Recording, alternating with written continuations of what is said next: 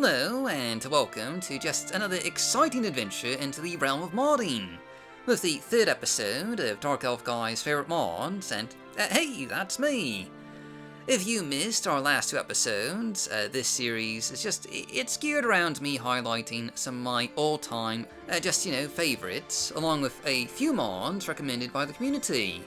We've got a wide variety of mods in today's episode, and as I've mentioned in the past, if there's a mod that you'd like to, see in the future, just recommend it down in the comments below, and we'll try to get to it next time.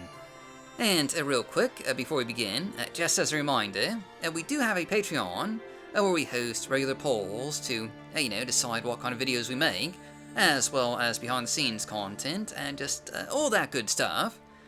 So, if you'd like to support the channel, you can check that out at patreon.com/morrowindmodding. But anyway, down links and timestamps are just down below, so let's hop right into our first showcase, which this time around is the probably relatively unknown mod, the Blind Heretic by Daggeth_Jeff. A bit of an older mod. I imagine most of you probably aren't, that familiar with it, even though we have showcased it a couple of times over the years.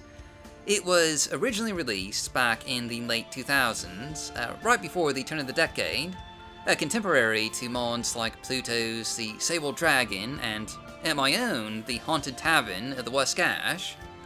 Only unlike those two mods, the Blind Heretic was never re-released on the Nexus, and is today only available from Morrowind modding history. Regardless, it adds a new tavern to the Bay of Sedanine, along the road to Oblivion, with a beautifully detailed exterior, including a set of docks overlooking the Census and Excise office in Sedanine, with outdoor dining, a variety of ships, rowboats, and skiffs at dock, and just a really neat bit of atmospheric red lighting. You can tell right away, just from the exterior, that the Blind Heretic is a bit of a shady hangout, where the more unscrupulous individuals, like smugglers, mercenaries, and just other unsavory fellows can drop in for a good time. In a way, the Blind Heretic is it's a lot like more modern mods like Mudcrab Imports, Old Voss Trade Post, and Sea Dog Tavern, adding a new seafaring-themed tavern and location to the game, only without the questing elements, and honestly, these are just the sort of world additions that are exactly the kind of mods that I've always really loved. Just beautifully rendered new game world locations to drop in on from time to time, in between adventures.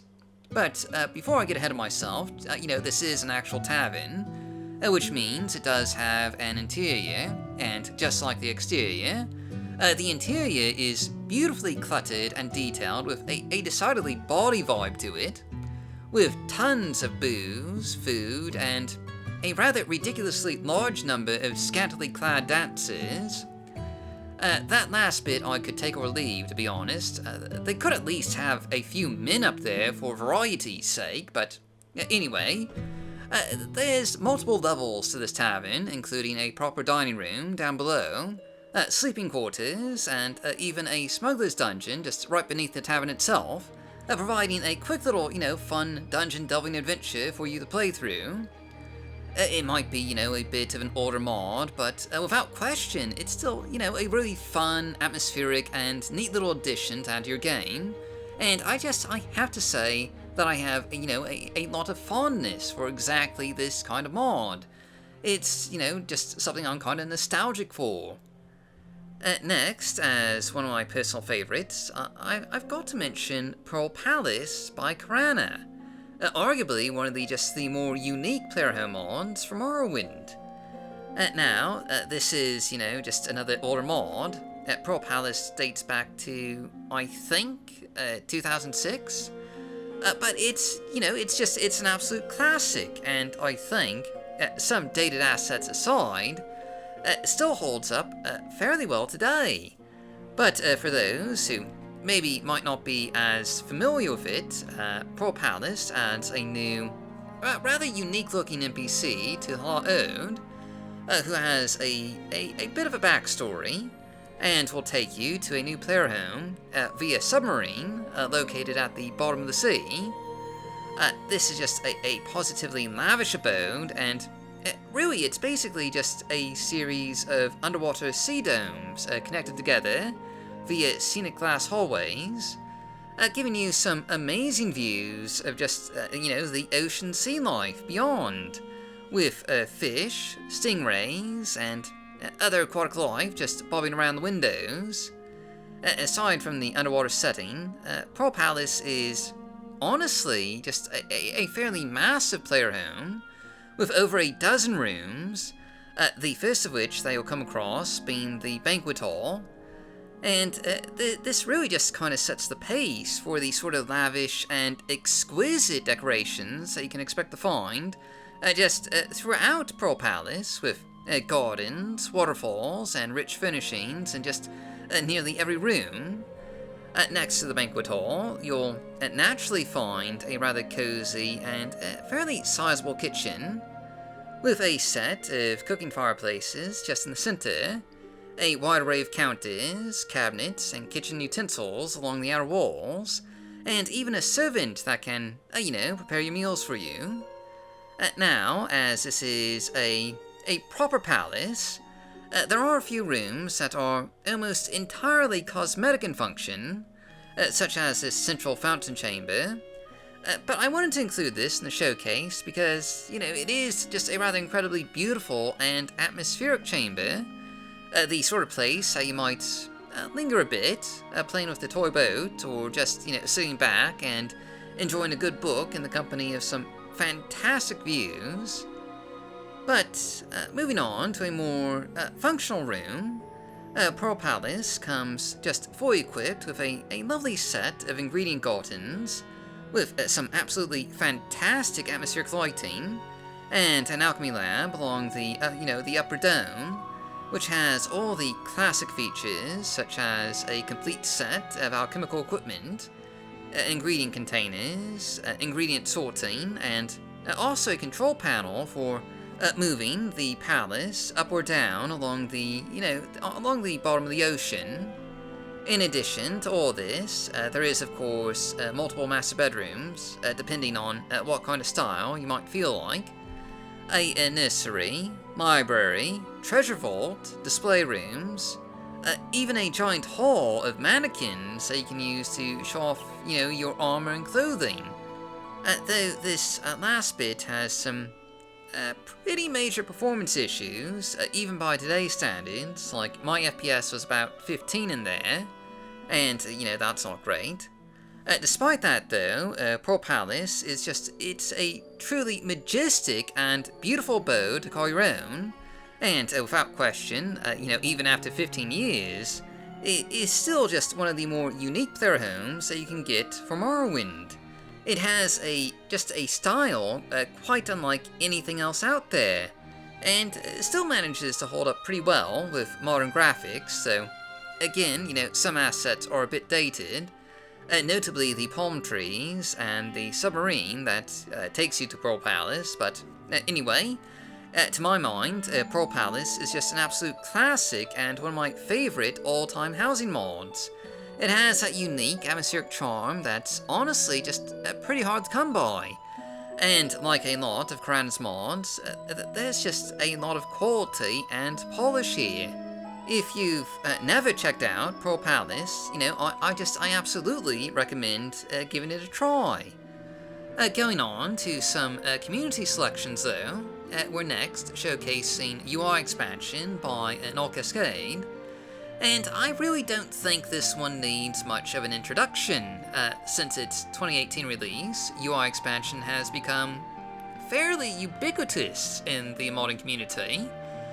Pretty much everyone who plays Morrowind today, outside of OpenMW, uses UI Expansion. And there's a good reason for that. UI Expansion is, for all intents and purposes, such a vast improvement on the original UI, and integrates so seamlessly with the rest of the game, You're like to forget that there was just ever a time that we didn't have the many quality of life features that UI Expansion brings to Morrowind.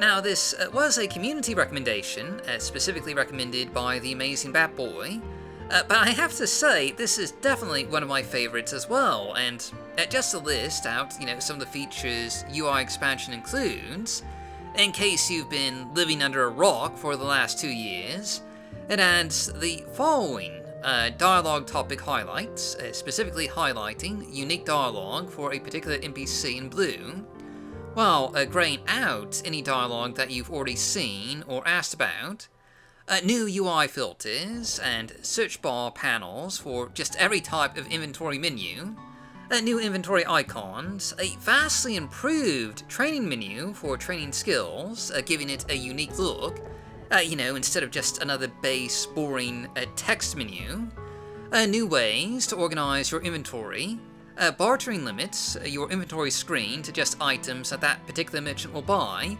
so, no more trying to sell ingredients to a book merchant, just a lot more data when hovering over skills, attributes, and factions, including your faction reputation, filter your save games by player character, and just so many other features. Since it was released in 2018, and I imagine this is true for just a lot of you out there, a UI expansion has become just a permanent part of my Morrowind save game. It is, without question, an excellent addition and improvement on the game. And it still gets new updates with new features just all the time. If you somehow don't already have it, I mean, first, how is that possible? But also, seriously, install it already. I mean, the quality of life improvements alone make it worth the time. But anyway, this brings me to our penultimate mod in today's lineup, another community suggestion, Magicka Expanded by OperatorJack and RedFurryDemon. This one was recommended by DevShaw, and like UI Expansion, it's, a pretty obvious choice for a favorite mod. And also, just really another must-have, just in general. It's a great mod with a lot of great improvements to the game. But let's break down what Magicka Expanded is, and just why it belongs on this list, in case you've somehow just completely overlooked this particularly fantastic addition to the game. Magicka Expanded is, by far, the largest expansion to Morrowind in terms of new magical effects and spells that has ever been released, and I have, on more than one occasion, compared it to Midas Magic for Oblivion, which was, in itself, a rather transformative mod for Oblivion's magic system. Magicka Expanded adds over 100 new spells, including spells to control the weather, teleport to any number of, destinations in the vanilla game or the Tower-built mainland, a massive expansion of summoning spells, allowing you to summon goblins, Centurions, and other creatures, including, again, creatures from Tower-built.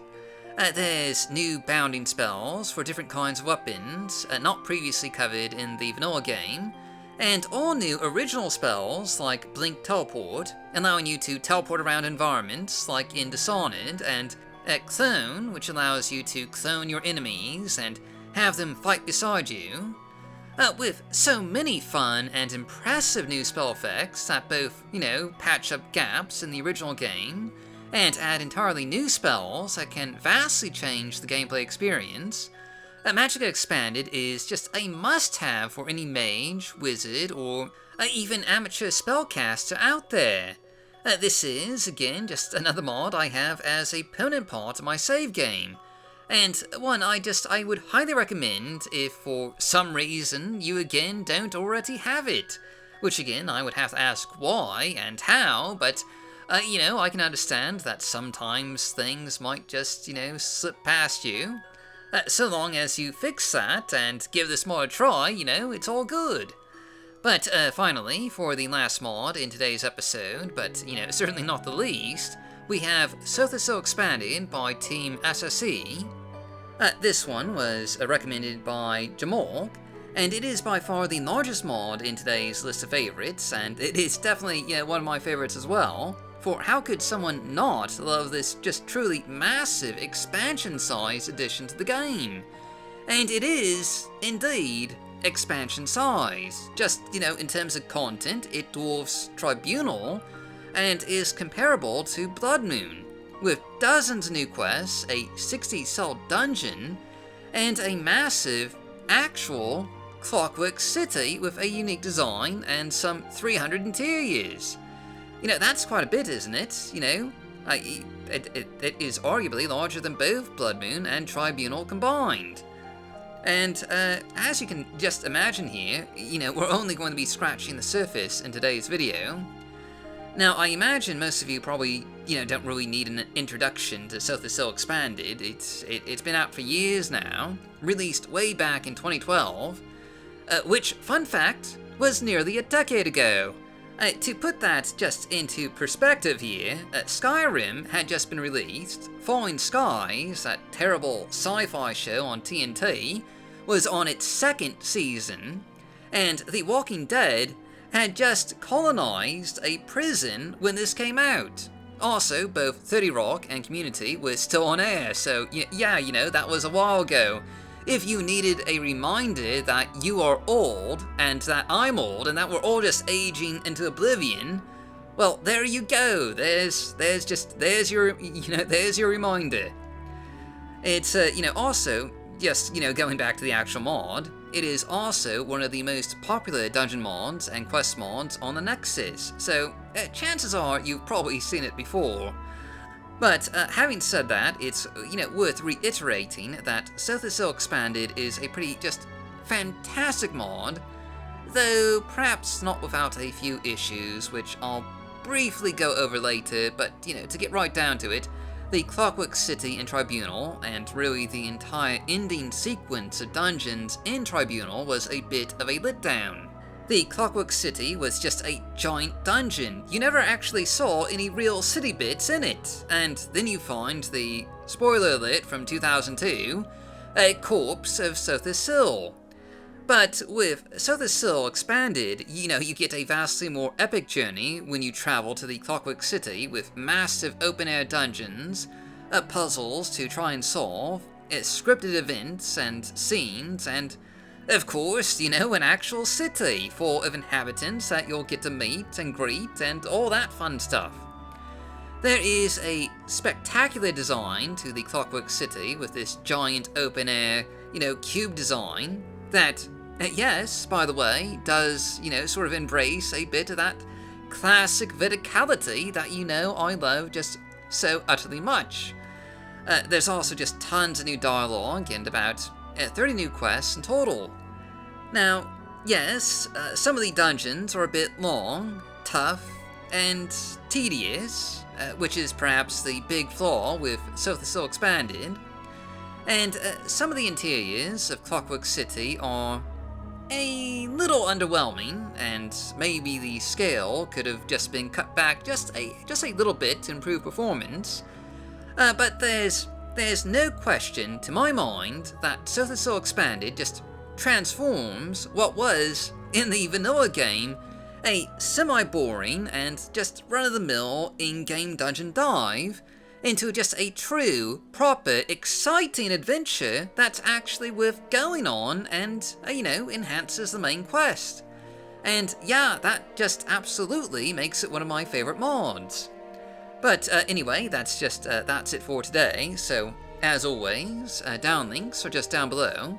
And if you've got any mods that you'd like to recommend, do feel free to just, do so down below in the comments, and we'll try and cover them next time.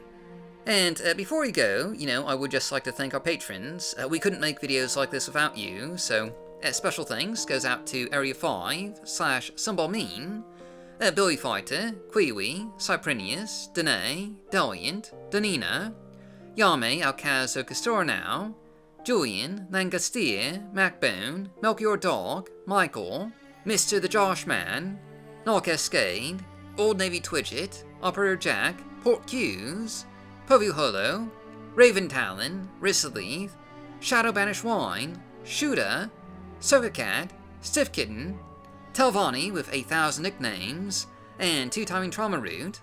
If you'd like to join them, check out our rewards, including early access, behind-the-scenes content, and access to polls to, just decide what kind of content we showcase. Visit our Patreon page at patreon.com/morrowind. Thanks for watching, and as always, stay safe, stay healthy, happy modding, and I'll see you all next time.